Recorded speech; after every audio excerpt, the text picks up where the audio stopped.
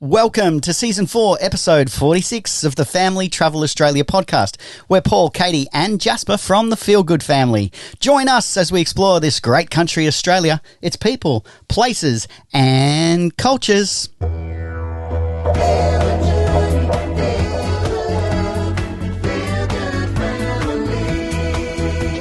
Yes, welcome to the Family Travel Podcast, where we share the latest in RV industry news, road trip travel, camping, caravanning, product reviews, where to go, what to do, what to see, and so much more. What a week we've got for you. Festivity. God, I love Christmas. This week we are celebrating Christmas with some caravan cooking, including some delicious holiday Weber recipes and a Christmas gingerbread martini. That's a little bit naughty. Just a little bit naughty. A very lot nice, though. Yes. We'll also have some special guests on the Hungerford family to share insights into their lap year around Oz. Awesome. And in the newsroom this week, we have some exciting surprises coming for 2022. Awesome. I love this time of year. How good is Christmas? I mean, to be honest, we seriously could celebrate Christmas at any time of year. Paul and Jasper, I think, are the number 1 and 2 Christmas fans around the world. We have carols playing at any time of year. Do you know what? I can be having a down day and a little bit of chestnuts roasting on an open fire, and it absolutely picks my spirits up. Some people think that's a little bit strange, but Jasper and I are okay with that. Yeah, look, Jasper is so fond of Michael Bublé. In fact, we watched his Christmas special on TV last night. Who doesn't love the boob? Eh? Especially when you put it like that, Dom. Yeah, he had Kermit on as well. Good stuff. Love this time of year. Hopefully, wherever you are around the world, you are celebrating with your friends and family. All right, our special guests. Yes, how exciting. We are bringing you special guests this episode, a beautiful family that we recently had the pleasure of meeting in person on the road. So let's give a little introduction to them. Alan and Carolyn Hungerford. Now, together with their 2 young daughters, Amelia and Chloe, and their gorgeous dog, Tassie, they have been trekking around Australia in their Jayco caravan for the past 13 and a half months. Originally from the Sunshine Coast in Queensland, Alan and Carolyn are no strangers to adventure, having spent many of their 22 married years, I mean, that's amazing in itself, Yes. exploring the world together. In 2010, they moved to the UK, ended up living over there for 4 years, and during this time, they travelled to over 40 countries, including a 9-week overland safari from Nairobi to Cape Town in South Africa, which sounds absolutely incredible. I'm a little bit envious of that, to be honest. Now, some caravan stats for their trip around Australia include 5 states and 1 territory: Queensland, New South Wales, Victoria, South Australia, Western Australia and the Northern Territory. They've travelled over 22,500 kilometres. They have spent approximately $10,000 in diesel. Ouch. Yeah, that's a bit scary, isn't it? Amazing that they are keeping track of that. They are currently west of Toowoomba in Queensland and are heading back to Brisbane to resettle after their travels are over. Please welcome Alan and Carolyn. Welcome to the show, guys. Hi, guys. Thanks for having us. Awesome. You know, we have got so many questions for you. Oh, yes. But more questions than we can get through in one podcast. Yes, we have. Hopefully some tips and tricks as well. But I think we're going to start with the first question that everyone out there would be dying to know. You've spent over a year now full-time travelling around in your 17 square metres. Do you still like each other? More than ever. Yeah, fantastic. Is there any marriage tips or relationship tips that you could share with us or anyone out there? Oh, look, I think after 22 years, I think we just roll with it now. You know, Yeah.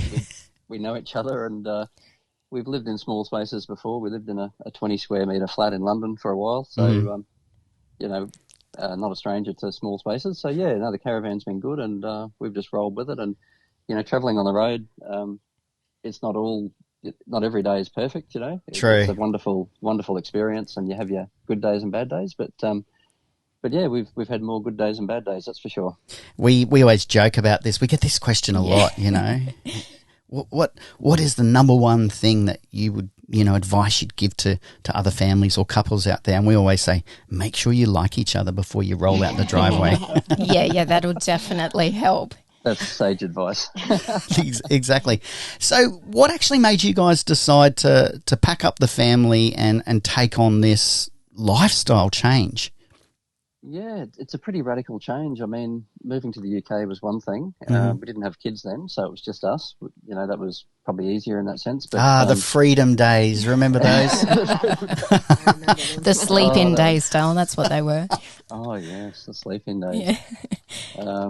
We didn't have last night. Our Chloe fell out of bed at 1 o'clock in the morning, so didn't get a lot of sleep. So we didn't have those sort of problems when we were travelling the world. But anyway, it's all good. Yeah, well, look, it wasn't totally planned, actually. We'd been overseas. We came back and we're back home for about 7 years or so. We'd actually lived in a few other states as well when we came home. We still had the travel bug, and we lived in Victoria and New South Wales and back in Queensland for quite a while. But we did resettle on the Sunshine Coast for 3 years. Beautiful spot. Everything was going well. Carrie had 3 years off work with, you know, raising the kids when they came along, and that was all good. But Carolyn went back into some contract work, and I was back in a management role in the irrigation industry that I've worked in for a long time, and everything was going along all right. But we were at the halfway point in our work life, really, and sort of had that sense that we might need a break, a half work life break, just to get off the wheel. And, you know, like a midlife crisis break.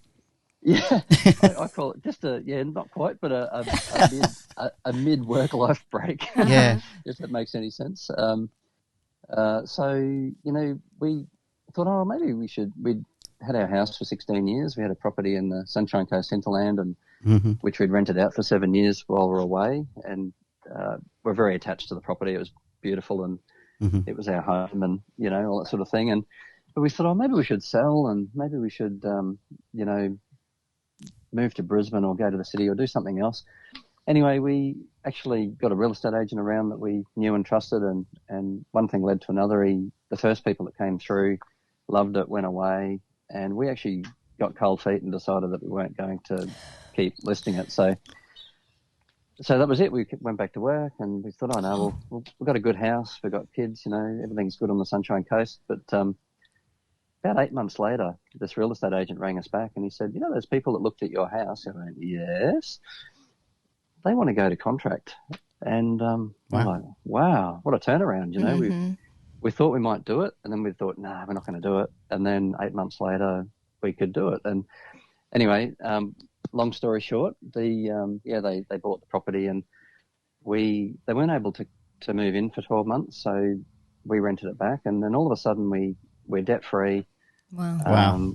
We're still in our home, you know, which was a bit weird after 16 years. And we were going along, and we thought, the property settled in January 20, and so we're about March 2020, and obviously things are changing, you know, in the world at that time. And we thought, we've always wanted to go around Australia, you know, and we looked at each other, much like we did when we thought, let's move to the UK. We had that look, you know, we had that look in our eye. We'd always dreamed about doing the big lap, always too busy working and, you know, whatever to do it. Didn't have the financial resources to do it a lot of the time. And we thought, let's do it. Awesome. So that was March 20. In April, we went to Brisbane, and we picked up a Land Cruiser Sahara, 2011 Sahara. We'd done a lot of research, you know, on vehicles, and we realised that a Land Cruiser would be the way to go. So we, fortunate, just the timing of everything. It was a great time to buy a car and a caravan, unbeknown to us at the time. Yes. Amazing. It's like you guys had this window with all of these different elements that just, boom, they aligned. I mean, this is amazing. man, it aligned. Yeah. It was meant to be, I can Yeah. tell you now. And so we got a great deal on the car, and the car was owned by a very well-known gentleman who, you know, was an absolute credit to him, the way the car was made. It was like a new car sitting in his shed, you know, it was incredible. Well, there's And he was lots of only people selling out it- there listening to this feeling very envious right now, I'm sure.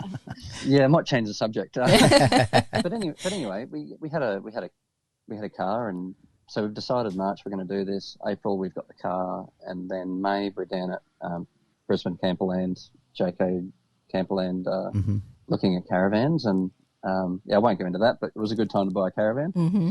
And they had it on the floor there. There it is. And so we bought the caravan.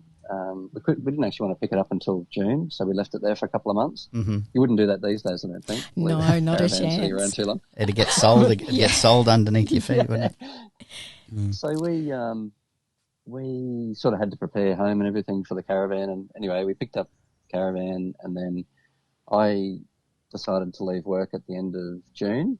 And Carolyn was still contracting, actually. She had a 10-month contract or something she was doing.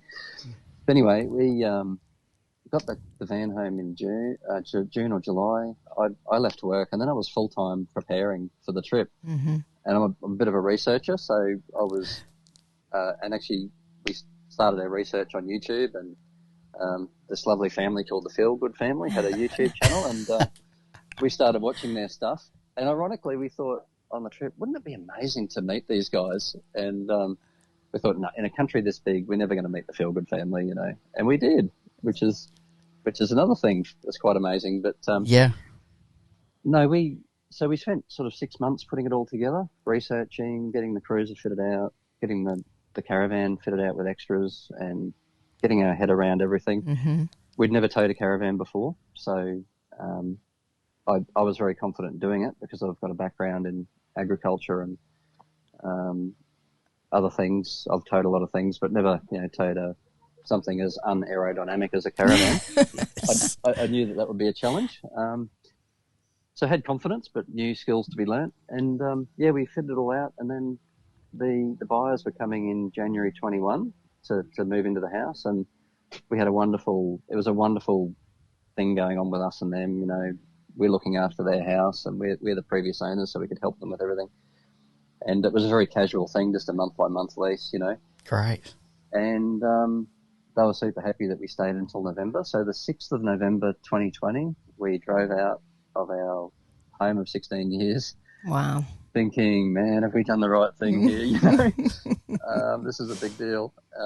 But we're also super excited because we're a bit stressed, you know, just 20 odd, 25 years of work and life. Yeah. And, you know, even though we'd travelled before, we'd come back and got back on the hamster wheel, you know, with the mortgage and life. And yeah, so really bittersweet moment where we're leaving our beautiful home, but we're heading out on the road to see Australia, something we'd always wanted to do. And like, I'd collected four-wheel drive books over the years and read about all this stuff, Gibb River Road and the Strzelecki track and all that. And we've done all that now. Amazing. But yeah, brought the dream to reality. It was so worth it. If anyone's listening and thinking, oh, should I do it? Is it really that good? You know, we've got an amazing country. Like we've travelled, as you said, to I think it's 43 countries or something. I haven't added them up for a while, but we've done a lot of travel, seen a lot of places, and there's a lot of beautiful places in the world. But Australia is very special. Truly is. We've you know, got you make me think that we talk about this gap year. You know, when you leave high school or uni or just before, in between. We are now of the belief that every Australian family should have a gap year. Yeah, absolutely. You know, like this, like you said, you know, a midlife, mid-work break. It seems madness now that we're doing it as well, that you'd wait till you're retired and your knees are hurting, you know, to do this, because you know, especially if you've got kids as well, to be able to share that experience, I guess.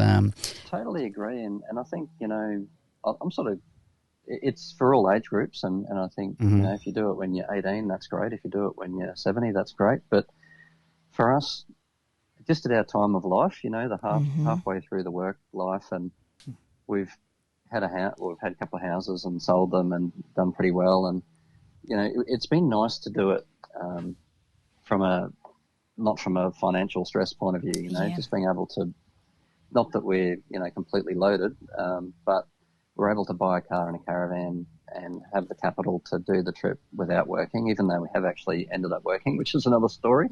A little bit of work on the way, but it's been nice not to have the pressure. And having a mortgage for 16 years, there was that constant pressure, to get that done. And so freedom, amazing country which has really got everything, something for everybody. Yeah. You got to see it with the girls. And maybe if Carolyn, I don't know if she's ducked off already. She's back. Yeah. She's back. Hello, Carrie. With the girls, was there much adapting for them, or like when you look at yourselves adapting to this new lifestyle, and it is a huge change? Who fared better, the kids or you guys? Look, they did amazing. I've been so proud of them. They were so excited for such a long time about it. And, when we brought the caravan home, all they wanted to do was go and play in it and go and play in their bunks. And they were absolutely pumped for it. So, look, coming out of daycare was a little bit of an adjustment for them, and they missed their friends, and, there was a good routine there for them. But they've flourished. They're such independent little girls. They're so confident. It's done wonders for their confidence. They can our girls can talk to absolutely anybody. Like they talk to older people. They'll play with kids. They've just got something to say to everyone. So we're super proud of how they've done. Yeah, that is awesome, isn't it? We always say, you can pick a travelling child a mile away because they are so resilient, they're adaptable, they're full of confidence. Self-reliant. Yes, absolutely. Yeah. They deal with that change every single day and they learn to live their life with that. And your girls are gorgeous and Jasper certainly immediately made friends with them as well. So we're looking forward to catching up with you guys again. What about schooling on the road? So our eldest Amelia, she's 5, so she was in Queensland Prep this year. So we chose to enrol her in a distance education program, which has been phenomenal. We've been really, really happy with it. So she gets, rather than having a homeschooling environment where I had to come up with, the curriculum and the content, I'm not a teacher, I'm an accountant. I don't know how to do that. And I realised that totally wasn't in my wheelhouse. So we enrolled her in a distance ed program through a school in Moreton Bay in Brisbane. And we've been super happy with it. They provide the full schedule for every day, and it's not particularly onerous. And what we love about it is the flexibility of it. So some days we have time to do a little bit more, and some days we just don't. So those days move into somewhere else, and it all fits in. And Amelia really loved school. There was a Class Connect Zoom call of a Thursday morning that she could do so she could see her teacher. And, she had some contact with some other students, but, she's got other people. She's not, super reliant on having school friends at the moment because she meets so many other people, and she's had such a free year to play with whoever she wants, and she's got a little sister as well. So she's really flourished with it as well. So our younger one, Chloe, ends up doing, a bit of prep with her, and she can read some words, and she's, she's only just turned 4. So, yeah, isn't that, remarkable? It's, you mentioned Zoom. As we've been travelling around, one of our favourite places to visit is the Royal Flying Doctor Service, museums that they have across the country, in particular the one in Broken Hill. Yes. So good. And they share this, history and story around School of the Air. How good is Zoom? Yes. Yeah. Hasn't Zoom changed our world since COVID? Oh, my gosh.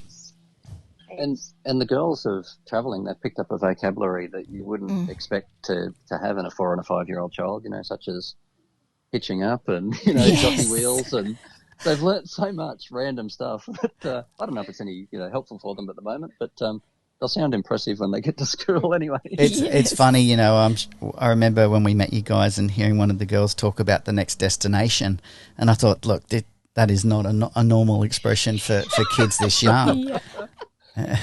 It is remarkable. We love that. I mean, we're very green to the schooling, and coming into 2022 will be Jasper going into prep, and so our living classroom will officially actually become a classroom. So we're looking forward to that, and I think he is too, actually. Yeah, I mean, don't you love kids at this age? Their thirst for knowledge. Soak it up. Oh, they just want to learn and they want to take it all in. And, you know, it got me thinking when we were talking about, you know, taking that break, especially if you are a young family and getting out and travelling while you can, rather than waiting until your working life is nearing its end.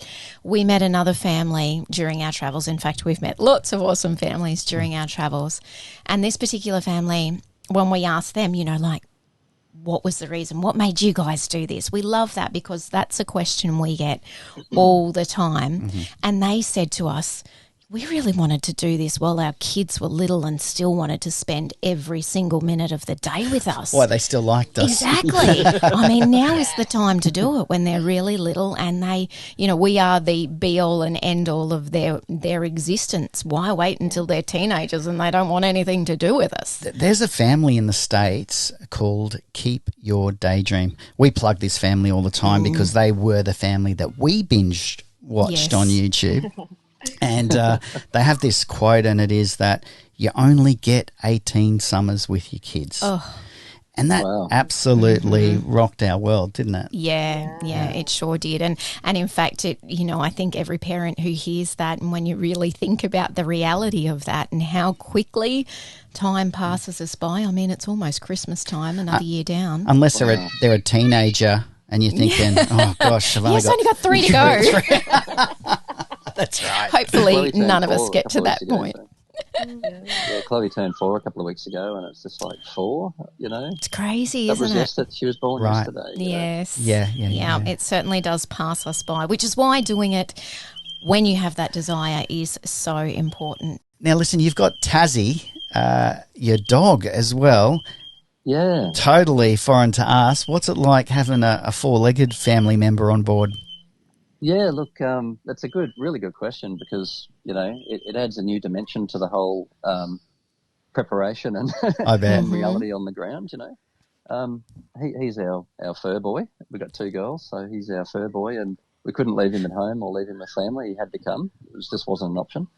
But we knew that certain things would be more challenging, like national parks, for example. Sure. And we thought, you know what, it's a big country. We'll just when we left, there was no plan really. It was just sort of a year or 2, and we thought we've got plenty of time. We'll find a dog sitter and put him in somewhere and go and do that national park thing. But yeah, it's been good. I mean, the cruiser, he's got a nice little bed in the back. He's pretty comfortable from that point of view. He's been good for security. Mm-hmm. Yeah, we hadn't sort of thought about that when we left, but. He's a big wuss. He's got a nice bark, but he can't do anything. But no one else knows that.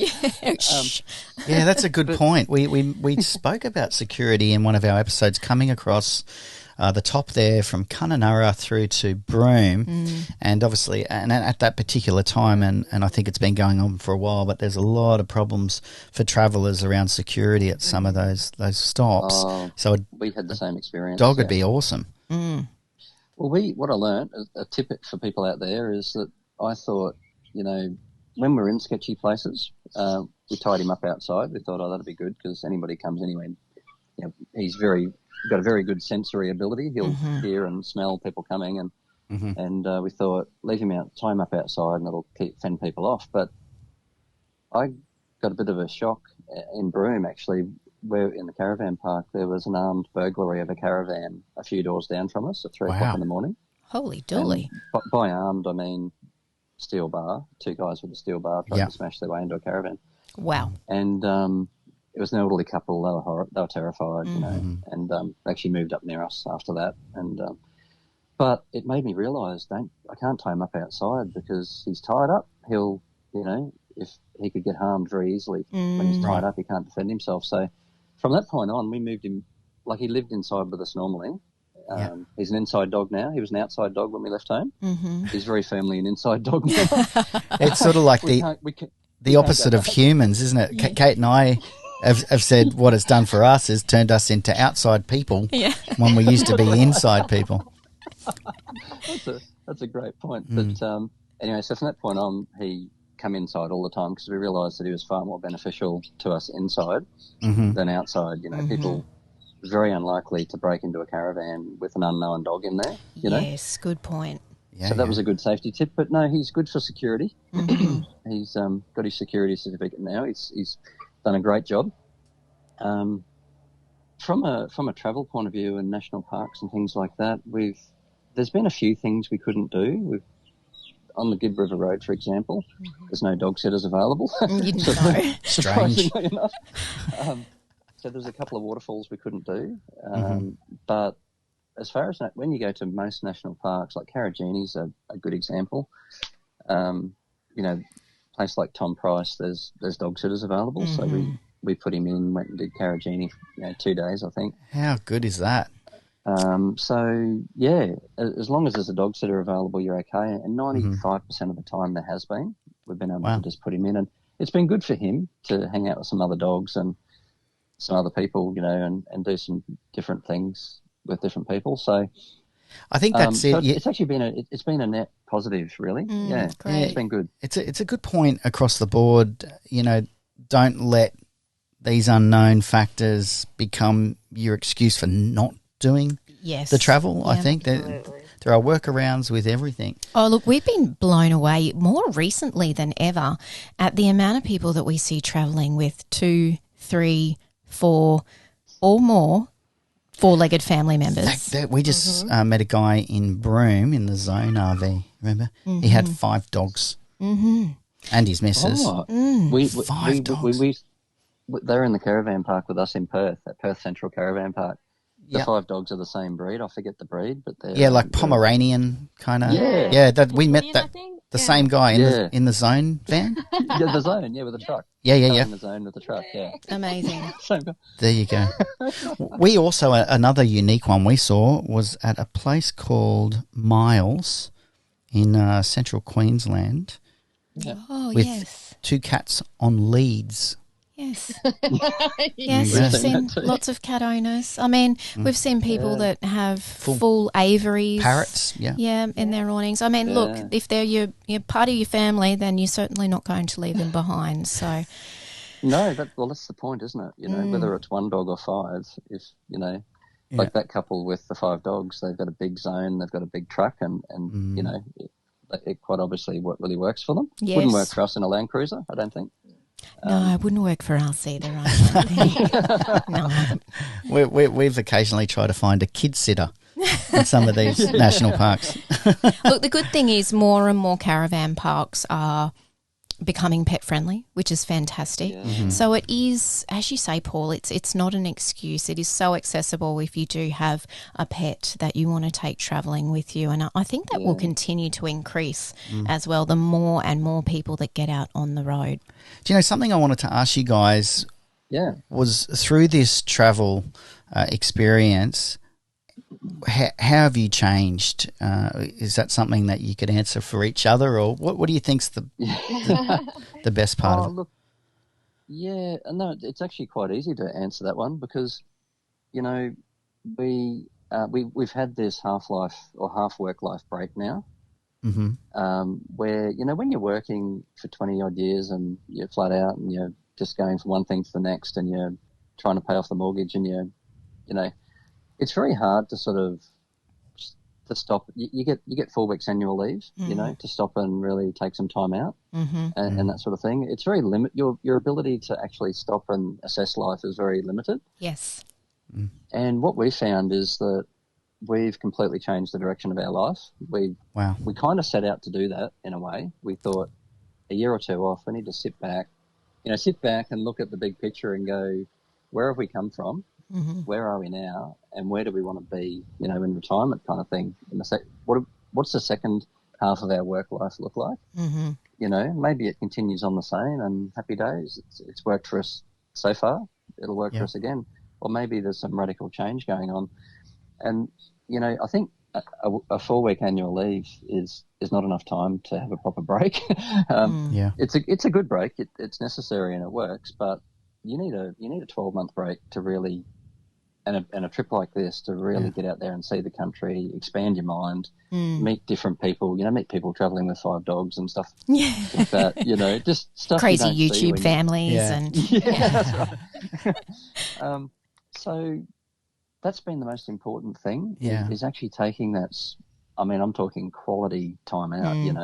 Just traveling, seeing great stuff every day with the kids. Yes. There's something. It's hard to kind of really frame that properly. I'm sure people can see where I'm coming from. Yeah. But a epic break, and when we went to the UK, we were working, so it was something new and different, and could travel extensively. That was all good, but we're still working and still on the wheel. Yeah. This is actually a half life. Hang on, I'm actually not really working, and I'm just going. It took us. This might interest people. It took us from that working. Selling the house, tight. When you clean up a house after 16 years, that's an event in itself. We literally, we're pretty methodical and we did a great job. But the morning that we left the morning about 6 o'clock on the 6th of November 2020, we're walking to the caravan at the top of our driveway to drive away, and we were still taking stuff out of the house that we'd forgotten about. Wow. Yeah. And we actually we went to a caravan park on the Sunshine Coast for a few nights, and I actually had to go back and collect something that I'd forgotten about, because 16 years, you stash stuff all over the place and you forget about things. And anyway, so we just had that incredible break to actually go, oh, what am I doing with my life, And I think it's the difference between doing and just being. And allowing yourself that she's time. She's getting all weird on us. I'm going woo-woo. But to really have that different perspective and assess, the simple stuff. But it's the simple stuff that's the most important stuff, isn't it? I love the idea of a really great author, Jim Rohn, if you guys are familiar with him. And if you're not, then get onto it. He's got the most amazing voice. I could listen to him speak all day. Oh, look, I've downloaded every one of his audiobooks and really wish I'd got to see him live. But great anecdotes and storyteller around life and how to live it better. But you reminded me, Al, of this idea, that year break there really allowed you to reset your sails. Exactly. And I think that's it, isn't it? When you look at it, it's actually having a decent amount of time to think, okay, got through the first half, survived that. Chart your own course. Thank you. Yeah, exactly. Yeah. And when you're working for someone or you're in a career or whatever, you're so busy working on that you don't realise what other possibilities are out there. Yes. Yeah. Isn't that true? You haven't had time to actually think, do I have to do this or could I do something else? I'm working on somebody else's dream when maybe it's time to work on my own. It's very liberating. And the other important point with the trip too was that just by chance, when we got this feeling of the half-life break, the year away and all that sort of thing, it wasn't, we couldn't foresee how things would change in 2020 and that would become a real thing that a lot of people wanted to do. We were really early on that change. We're only thinking about it from our point of view. We just had this. It was the right time in life. The house had sold. We had the ability, and okay, we're going to do this. But what's been not liberating? What's been encouraging for us over the last 12 months is to see that idea become mainstream and people just in their droves. Like you're trendsetters, mate. Well, no, we're not. We're not because no one, we weren't promoting that. But no, that's it just so happens that we did it, and this whole phenomenon evolved while we're doing it. Amazing timing, amazing. That's one point. But the second point is that, and this is really important too for people that are listening and think, oh, I want to do this or I might do it one day. And, it could be that we could be planting a seed for someone today that they do it in 10 years' time, Absolutely. because their life circumstances aren't right now. But the really important thing, so we, flat out busy, pretty stressed, with everything. It took us a solid 3 to 6 months to unwind that. Even though we're travelling full time and, got this dream lifestyle, driving around Australia, it took 3 to 6 months to actually get off the merry-go-round and start to actually smell the roses, Yes. And that's not what I thought. I thought, we were over the Queensland border in 2 weeks, and I thought that'd be about the time frame it would take to unwind. No, not so. It took months and months to actually unwind and get into it. Yeah. That was the same for us, wasn't it? I always talk about I didn't release my grip on the steering wheel until about the 3-month mark. Yeah. White knuckles all the way. Yeah. I hear you. Yeah. Hey, Carolyn, I wanted to ask you, is there anything that you would do different that you know now, in hindsight, I guess? I would have let go sooner, let go of worrying about where we were going and what was happening and planning. I would have stopped planning sooner, because once I stopped trying to plan out where we were going to be for the next week or two, things got so much easier. Right. There's been so many times where we've left in the morning having no idea where we're going. Awesome. Zero idea where we will be staying that night. And it's a freeing feeling, because the grip on planning once we let that go, we felt so much freer to change our plans, to do whatever we wanted, to stay longer where, we were having fun, and to leave when we weren't. We were able to change plans much more quickly. And I think I would have let go of trying to understand where we were going to be every minute. That is fantastic. And I think for the kids to be witness to that, I mean, they're sponges, aren't they? You're creating really good little humans, that are going to be adaptable and flexible and resilient like that. Oh, and just have all of those skills, those life skills in their little toolbox that they'll be able to draw on. To give you an idea of how flexible we are now, which is, if you knew us before, you know that we'd planned, we'd know exactly where we're going to stay, but this is how loose we've become in that sense. We've done the Nullarbor, and we're in South Australia. It was actually, I think it was after we met you. I think we're in Kimber. We're fueling up in Kimber at the servo. And I'm just chatting to the guy beside me, just a single guy, in a four-wheel drive. He was a traveller too, and we're chatting, and he said, "Oh, what are you doing, mate?" I said, we're sort of racing to get back to Queensland. We need to get up to Birdsville to get back to Birdsville track. Birdsville, it's the only way really to get home at the moment. Yes. And he goes, "Oh, Birdsville." He says, "Birdsville track." Yeah. No, he said, "It's been flooded." And I said, "Oh, yeah, it was flooded a couple of weeks ago, but it's open now. It's looking pretty good." And he went, "Mate, I'd do the Strzelecki track and go to Inaminka." And I go, "Why is that?" And he says, "Well, the Santos Moomba gas fields are at the end of the Strzelecki, and with all the trucking, they've improved the road. It's really remote, but it's really good now." Wow. And it's a lot shorter. It's a few hundred k's shorter. And anyway, 4 days later, we're on the Strzelecki track heading for Inaminka, So good. And he was right. He was right. He was right. It was great. And we spent a night out in the Strzelecki desert completely on our own. Amazing. Yeah. In the middle of nowhere, and so that's how we just take tips. Probably half of our trip has been word of mouth. People just going, "You know what? If you're here, you should go there and see that. It's amazing." We're, okay. Yeah, we love it. It truly is, and meeting you guys is another perfect example of this. It's a community, certainly more than we had in our previous lives. Yes. Connections that are made, it seems, quicker, that last longer, and people really are there to add value. And certainly we know we're going to stay in touch and be reconnecting with you guys when we get back to Queensland at some point. Yeah. Yeah, that'll be great. And that's the other thing too. You meet people and you go, "You know what? If you need to stay in the driveway, you're welcome to come anytime." People you've just met. Yes, we've got a little book with everybody who's ever said that to us in our 2 years on the road.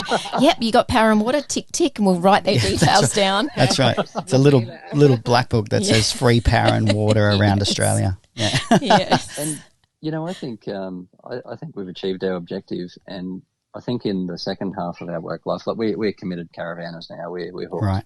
We're going to do this with the kids for the next 20 or 30 years. Wow.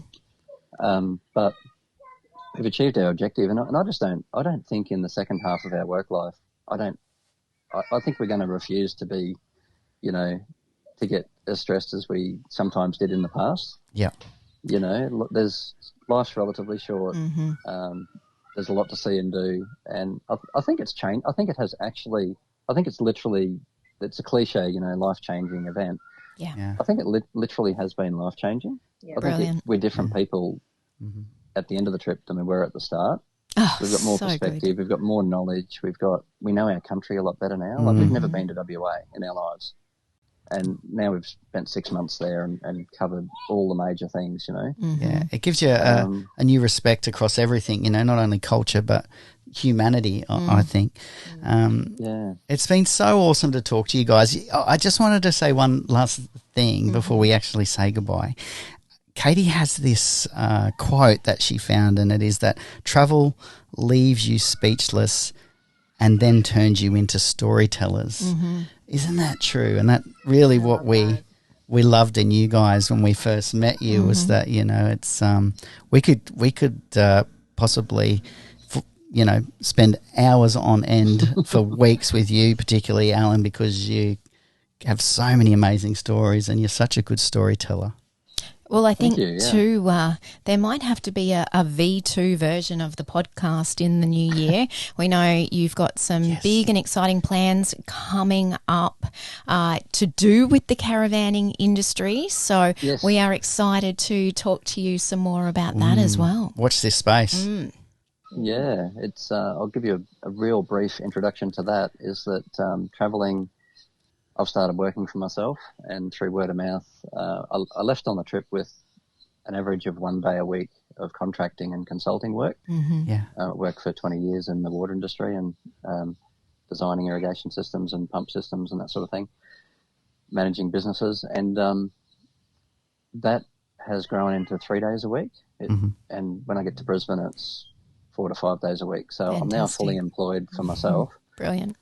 Which is mind-blowing. I never thought that could ever be possible, and gets me out of, working for someone else like I was before. Not that that's bad. I did my apprenticeship for 20 years, I learned a lot, but it's wonderful to work for yourself. And as a second thing, which has come out of the trip, which wasn't planned at all, being a pump guy, I realised we wanted to spend a lot of time off-grid, and we did some super off-grid stuff like Gibb River Road and, Nullarbor and Strzelecki Track and all that sort of stuff. I knew off-grid, okay, we need water. So being a water guy, I was able to sort all that without even thinking about it, And I just knew being off-grid, you need an off-grid pump kit, and I knew what to buy. And unbeknown to me, no one else knew about that and how to do it. And so I'm on the road, and people are coming up to me saying, "What are you doing, mate?" I'm transferring water from my jerry's into the car. Oh, I've never seen that done before. How do you do that? And this pump, and where do you get them? I said, well, you can't. And can we buy one off you? And, no, I'm traveling full time, So I'm pretty sure, I'm 95% sure that an RV water business is coming awesome as a bolt-on to what I'm already doing early in the new year. And I think I'll be hand building these pump kits for people to get them off grid, A, to get them off grid, and B, to get them off grid for longer. Fantastic. Because it revolutionised our trip, and I think the market needs it. And I'm looking into that, and I'll when I've done that, we'll get back together and I'll tell you all about it. Fantastic. Yeah, we'd love to hear more about that. I had only recently in one of our YouTube shows asked about water actually and some solutions. So we are keen to hear more, Al. Yeah, that's great. We look forward to it. And we actually, on the whole trip, because of my background, I'm constantly looking at water problems going, this is a problem. How do we solve it? No, this is how you do it. So I've actually got a pump kit that I'll build for people, very customised to the caravan world, and I think that'll be a game changer for people getting off grid. Exciting. But there's a lot of other bits and pieces, and my wife even like caravans. You can't buy a sink strainer, for example, for a caravan. Right. We haven't found one anyway. They don't exist, and Carolyn made one. She's amazing. So we've actually got probably 4 or 5 or 6 products for the caravan market, which we don't believe exist. So, wow, talk about a truly a life change, not only from the travels, but your future. That's awesome. Yeah. Well, thank you so much, guys. Really just awesome to talk to another family that have done it, and you certainly ventured to a lot of the places that, we're still hoping to get to. So I'm sure we've got lots more to share with you guys and hear about. Yeah. Any time, and it was wonderful. It was a real chance meeting. We met Paul, Katie, and Jasper in a caravan park in Penong in Western South Australia. We're sitting down getting ready for dinner, and this car and caravan pull up, and it must have been in our subconscious. We kind of looked at the setup and went. I said to my wife, wouldn't it be funny if that was the Feelgood family? And she went, no. And then Paul hopped out of the car and we went, it is the Feelgood family. I don't believe it. And then Alan started talking and he didn't stop. And then two minds got together and went, I've got this pump system. And then Paul goes, we're just looking for someone that knows about water. And I'm like, amazing. Oh, you guy. And it was amazing. And then meeting Jasper was awesome. He's a wonderful little champ, that guy. Oh, he had a brilliant time with you girls, and we love it. We love connecting with other families on the road, and we know that there'll be many more fun times to be had when we do get back to Queensland. Find you up there in sunny Queensland. We can't wait. We'll have to find a favourite spot, around Brisbane somewhere and take you out camping for the weekend or something. Perfect. Thank you so much. Stories around the campfire. Sounds great. Thank you, Carolyn, and thank you, Alan. Thank you so much. All right, thanks guys. for having us. It's been a pleasure. Take care. Absolutely. We'll chat to you soon. Okay, all the best. Bye. Bye. How awesome. What a gorgeous family. Yeah, really wonderful. We do get to connect with a lot of families, but some, you have a different connection. It's almost instant where you think, I think we're going to be friends. Yeah, and I just love, again, the innovation that comes out of travelling, and how many people have we met that have seen a need, a sink strainer, for goodness sakes, and done something about it, and that is just awesome. And time again, we meet those people who are coming up with these fantastic ideas and making a difference, adding value to other people's lives. Yeah, fantastic. All right, talk about making a difference. This next segment may make a difference to your waistline. Yes, some delicious treats that we showcased in our YouTube episode, our Christmas in a Caravan special. What I love about these recipes is that, they're tried and tested. We have definitely, given them all a go. They're so easy, and so many of them are able to be done on your Weber or your Ziggy or whatever barbecue system setup that you have in your van. If you are like us, we don't have an oven inside the van, so we do use our Weber a lot for that.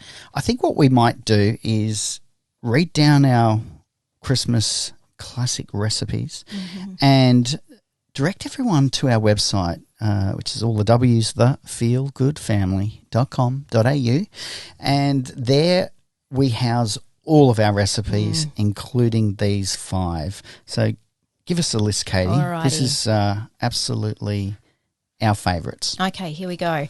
A peach panzanella, a delicious summer bread salad that is so simple and so easy to do, making use of our beautiful stone fruit at summertime. A coconut lemon and lime slice. Now, this is one of my favourites. It is a pina colada in a cake. It is absolutely divine. Amazingly, it worked the first time perfect. Yes, it was one of those open the Weber lid moments, and yes, it actually came off, and it looks like the picture on the internet. Yes, it That does. doesn't happen all the time. No. Okay, a classic Christmas gingerbread Jasper and I made together. Again, we baked the cookies on the Weber. Such a fun, simple recipe, and a really good one to get the kids or the grandkids involved in. As is the salt dough gift tags. Now, these aren't for eating, but they're a really easy DIY. If you are somebody who likes to add a personal touch or a bit of homemade flavour to your gifts, the salt dough gift tags and decorations are great fun at Christmas time. I think it's great too because Jasper so easily is involved in that. And yeah, great outcome. Absolutely. And again, just a couple of ingredients to do that one. And last but certainly not least. My favourite. Yeah, mine too. An amazing gingerbread martini. Now, look, we are not cocktail drinkers by any means, but I think this drink has certainly changed that. I've just had 6 weeks off drinking. I know, unbelievable. Yes, Amazing. truly, particularly in this caravanning lifestyle. The gingerbread martini has brought me back. It is amazing. Not only is it super cute to look at once you've got it all made and decorated with gingerbread men, but it is absolutely delicious. Definitely one worth trying this festive season. And the full episode, our Christmas special, is also on our Feel Good Family YouTube channel, and you can see all of these recipes actually in action. Yeah, absolutely. All right, so check that out as well. All right, quickly in the newsroom before we wrap up, a little bit different this week. 2 news items that are totally Feel Good Family news. Yes. Number 1 is that, in the good news for us, we're having next week off. Oh, woohoo! That's right, 120 odd episodes later for our podcast and 120 episodes for our YouTube channel as well. It'll be our first week to actually unplug, disconnect from recording and the cameras. We probably won't even take a family picture at Christmas, will we? That's I don't know about that. Our break is to put the cameras away. So we will be not here next week. We will be celebrating Christmas, as I'm sure you will be with your family. And the other exciting news item too, is that season 5 will commence January 2nd on YouTube, and during that week here on our podcast. New destination, new season. We can't wait to bring that to you. Amazing. All right then. Well, I think that's it for us. We really want to say that we wish you and your family the most joyous Christmas time together. Hopefully you can celebrate with family and that the restrictions have eased wherever you are. We hope that you have a happy, healthy and hopeful 2022. For now, from our family to yours, dream big, look after yourself, look after your family. And happy trails. Merry Christmas.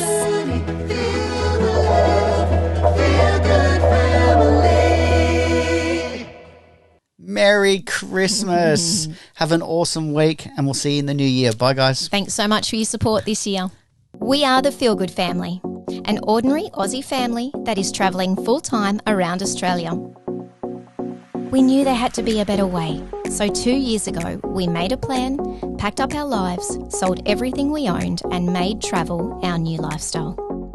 We've never even owned a tent, so totally green with our 4-wheel drive and van in tow, we hit the road and are exploring this great country of ours, learning as we go and making the most of our time together. They say you only get 18 summers with your kids. Now doesn't that make you stop and think? Australia is the great southern land with the world's whitest sand, the world's largest rock, the world's oldest culture, and the world's cleanest air. We want to explore every corner of this great country. Join us each week as we bring you the best destinations, experiences, and Aussie characters that we can find. We hope this inspires you to take a step toward whatever your dream is, because if we can do it, you can too. A new destination every week right here on YouTube.